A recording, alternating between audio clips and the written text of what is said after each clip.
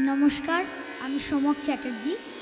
स्वामीजी के आमार प्रणाम जानिए, उपस्थित सकल के आमार प्रणाम जानिए एवं आमार गुरुमा श्रीमती शाश्वती बागजी के आमार प्रणाम जानिए आमी एकटी तुलसीदासेर भजन परिवेशन करछि। এই भजनटी इमन रागेर ओपर तैरी करा हयेছে।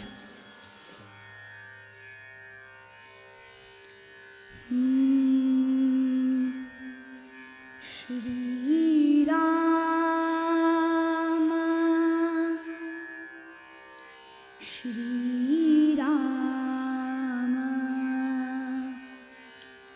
श्री राम चंद्र कृपालु भज मन हरण भव भय दारुणं। श्री राम श्री राम श्री राम चंद्र कृपालु भज मन हरण भव भय दारुणं।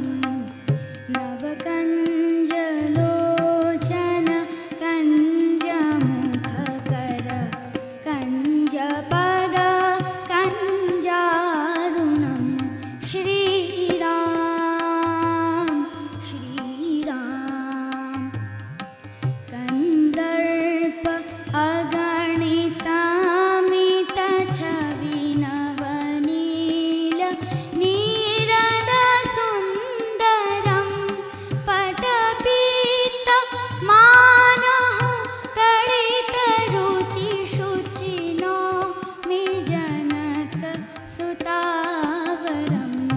श्री राम श्री राम श्री राम चंद्र कृपालु भज मन हरण भव भय दारुणं। श्री राम श्री राम भज